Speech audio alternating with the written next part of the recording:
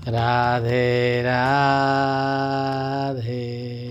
आज हम लोग डिस्कस करेंगे कि कष्ट कितने प्रकार के होते हैं। बहुत से भक्तों ने लिखा है और प्रार्थना किया है कि कष्ट के बारे में और उसके निवारण के बारे में बताइए।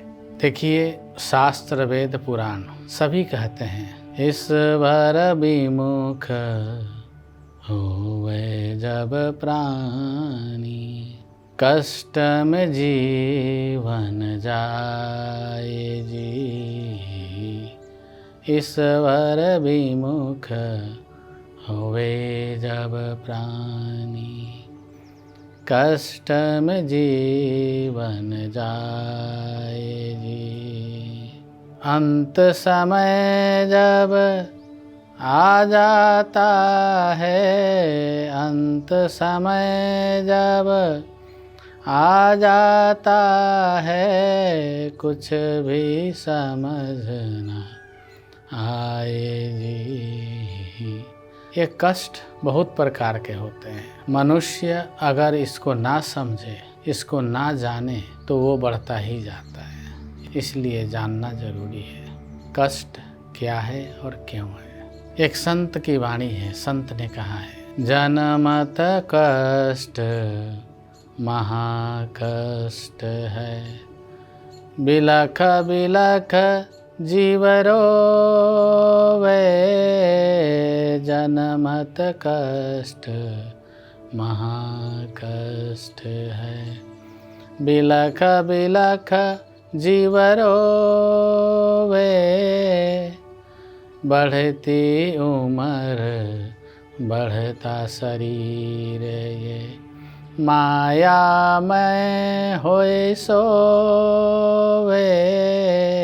बढ़ती उम्र बढ़ते शरीर में, माया में होके सोवे। यह जीव जब जन्म लेता है, जन्म को महाकष्ट कहा गया है। जीव संसार में आता है लेकिन बहुत रोता है उस समय, क्योंकि बड़े कष्ट से वो गर्भ से बाहर आता है। उस समय माँ को भी कष्ट होता है और बच्चे को भी कष्ट होता है। और यह जीव वृद्धि तो होता है, ये शरीर वृद्धि तो होता है, परंतु मायामय, माया के अंदर, माया के साया में उसका जीवन व्यतीत होता है। तो इसीलिए हमारे साधुओं में कहते हैं, मायापति भज, मायापति भज, मायापति भगवान जी। मायापति भज, मायापति भज, मायापति भगवान जी। भजन करो इष्ट देव का, होवे सदा कल्याण जी। मायापति भगवान का चिंतन करना चाहिए। मृत्यु भी कष्ट है। अब हम आपको बताएंगे एक बार की घटना। जब महाभारत समाप्त हो गया, उस समय महारानी गांधारी ने प्रार्थना किया, आदेश भी दिया कि मैं अपने पुत्रों के शव पे विलाप करना चाहती हूँ। महारानी थी, तुरंत व्यवस्था हो गया। उनके सभी पुत्रों का शव कुरुक्षेत्र में रखा हुआ था संभाल करके, राजसी संस्कार के लिए।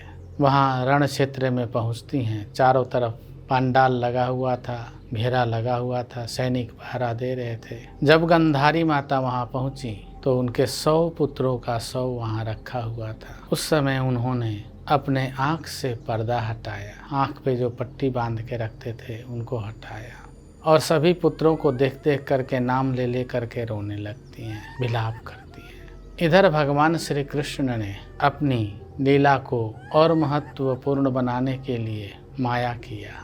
माया क्या था? माता गांधारी को बहुत ही तेज भूख लग गया। दास दासी सेवक सब बाहर थे। भूख लग गया तो इधर उधर देखने लगी। पास में ही आँख के सामने देखा एक बेर का पेड़ है और उस पे मोटे मोटे सुंदर पके हुए बेर के फल लगे हुए। समझ जाइए, भूख लगा हो, सामने भोजन भी तैयार है। माता गांधारी ने इधर उधर देखा और बेर के फल को तोड़ने के लिए हाथ बढ़ाया, 4 अंगुल ऊपर पकड़ने में नहीं आया। ऐसा कहते हैं कि जब पकड़ में नहीं आया तो जिस बच्चे के 100 पे विलाप कर रही थी उसी पे खड़े होकर के पकड़ने लगी, फिर भी पकड़ में नहीं आया। फिर कुछ और वहाँ पड़ा था, वो भी नहीं पकड़ में आया, तो दूसरे बच्चे के 100 को वहाँ पे ले आई, फिर भी पकड़ में नहीं आया। इतने में भगवान श्री कृष्ण पीछे से आते हैं और माता गांधारी को बोलते हैं, बुआ जी आप ये क्या कर रही हैं? आप तो यहाँ अपने बच्चों के 100 पे विलाप करने आई थी और इन्हीं के 100 पे खड़ा होकर के आप फल तोड़ रही हैं बेर का। कहते हैं भूखे इंसान को अगर कोई रोक दे, ताना मार दे या उसके कार्य में बाधा डाले तो वो बहुत क्रोधित हो जाता है। और भगवान ने इसीलिए सारा माया भी रचा था। गांधारी को बहुत क्रोध आया और माता गांधारी ने भगवान श्री कृष्ण को श्राप दे दिया। जानते हैं क्या? हे कृष्ण, अगर तुम चाहते तो ये महाभारत का युद्ध नहीं होता, और ऐसा नहीं होता तो मेरे 100 पुत्र जो आज रणभूमि में मृत पड़े हैं वो मृत नहीं होते, और वो मृत नहीं होते और मैं इस दशा में नहीं होती। कृष्ण जा, मैं तुम्हें श्राप देती हूँ, जैसे तुमने मेरे कौरव वंश का नाश किया है वैसे ही तुम्हारा यदुवंश का भी नाश हो जाएगा। भगवान श्री कृष्ण हाथ जोड़ करके मुस्कुराने लगे और बोले, जय हो मेरी बुआ जी की, मैं तो आया ही इसीलिए था, आपने बड़ी कृपा किया हमारे ऊपर। और माया का प्रभाव नष्ट हो जाता है। जब माया का प्रभाव नष्ट हुआ तब गांधारी माता को समझ लगा, अरे मैंने ये क्या किया, मैंने तो भगवान श्री कृष्ण को श्राप दे दिया। हाथ जोड़ करके घुटने टेक करके बोलती हैं, हे कृष्ण मुझे क्षमा कर दो। भगवान श्री कृष्ण ने कहा, बुआ जी आपने जो बोल दिया वो तो अकाट्य है, क्योंकि इस समय आपने आँख की पट्टी खोला हुआ है। आपकी सारी तपस्या इस श्राप को पूर्ण सफल करेगा। गांधारी उस समय बिलखने लगी और बोली कि कृष्ण आपको पता नहीं है पुत्र शोक कैसा कितना कष्टदायक होता है। तो वहाँ पे उन्होंने बहुत सुंदर बात बोली है, ध्यान से सुनिए। जरा कष्टम मरा कष्टम पुत्र शोक महाकष्टम क्षुधा तृष्णा सदृशम न अन्य कष्ट हे वासुदेव। हे श्री कृष्ण, जरा अर्थात वृद्धावस्था कष्ट है, मरा अर्थात मृत्यु वो भी एक विशाल कष्ट है, और उससे भी बढ़ के जो कष्ट होता है वो पुत्र शोक होता है। किसी का माँ बाप जीवित हों और पुत्र की मृत्यु हो जाए। जरा कष्टम मरा कष्टम पुत्र शोक महाकष्टम। फिर आगे बोलती हैं, क्षुधा तृष्णा सदृशम ना अन्य कष्ट हे वासुदेव।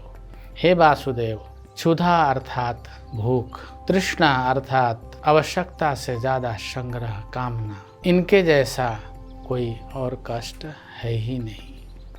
उधर संत ने बोला, जन्म भी कष्ट है, जन्म लेना अच्छी बात है, लेकिन जन्म के समय अत्यंत कष्ट होता है। लेकिन वो कष्ट जब माँ का स्तन उस बच्चे के मुंह में लग जाता है तो धीरे धीरे उस कष्ट को वो भुला देता है। लेकिन वृद्धावस्था मृत्यु के पर्यंत ही ये कष्ट जाता है और अत्यंत कष्टदायक होता है मृत्यु। गरुड़ पुराण में कई जगह ऐसा लिखा हुआ है कि जब मनुष्य मृत्यु को प्राप्त होता है वह अज्ञानी है, मूढ़ है और वो माया में लिप्त है, तो अपनी अज्ञानता के कारण वह अपने शरीर में ही सब अनुभव करते हुए हजारों बिच्छू के डंक के समान पीड़ा अनुभव करता है। और जो ज्ञानी है, भक्त है, ईश्वर को समर्पित है, वो हंसते हंसते मुस्कुराते हुए ज्ञानपूर्वक अपना शरीर को ठीक वैसे ही छोड़ देता है जैसे सांप पे चढ़ा हुआ केंचुल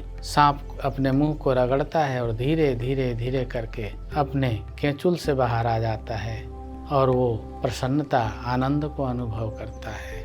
ऐसे ही योगी जन अपने इस शरीर को केंचुल की तरह त्याग करके ब्रह्मानंद में आनंद में लीन हो जाते हैं। अज्ञानी लोग उसी शरीर में, क्योंकि शरीर ही उनका सर्वस्व होता है और जिसका शरीर सर्वस्व होता है वो अज्ञान में पड़ करके शरीर को सुरक्षित करने के लिए, शरीर को पालन पोषण करने के लिए और शरीर को ही सर्वस्व मान के न जाने कितने कैसे कैसे कर्म करते रहते हैं। इस प्रकार गांधारी देवी ने कहा कि वृद्धावस्था कष्ट है, मृत्यु कष्ट है, पुत्र शोक महाकष्ट है, क्षुधा अत्यंत महाकष्ट है और तृष्णा एक विशाल कष्ट है जो मनुष्य को कभी छोड़ता ही नहीं है। जिसके ऊपर गुरुदेव की कृपा हो, जिसके ऊपर संत की कृपा हो, ज्ञान की कृपा हो, भक्ति की कृपा हो, वैराग्य की, योग की कृपा हो, वही मनुष्य इससे बच पाता है।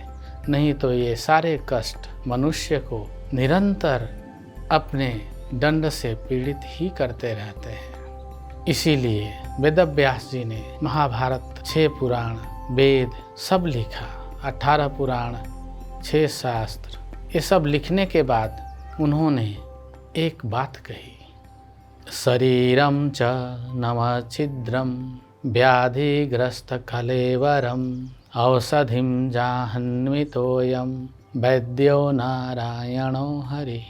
यह 9 छिद्रों वाला शरीर हमेशा ही व्याधि अर्थात रोग आदि से ग्रसित ही रहता है। इसलिए बुद्धिमान व्यक्ति, गुरु शरणागत व्यक्ति ज्ञान पूर्वक इसको समझ करके भगवान श्री नारायण का स्मरण करता है और जाह्नवी जो उनके चरण का स्मरण करता है और उनको याद करके हमेशा भगवान के चरणामृत, गंगा जल और वो चरणामृत जो आकाल मृत्यु हरणम सर्व व्याधि विनाशनम विष्णुं पादोदकं पीत्वा पुनर्जन्म न विद्यते।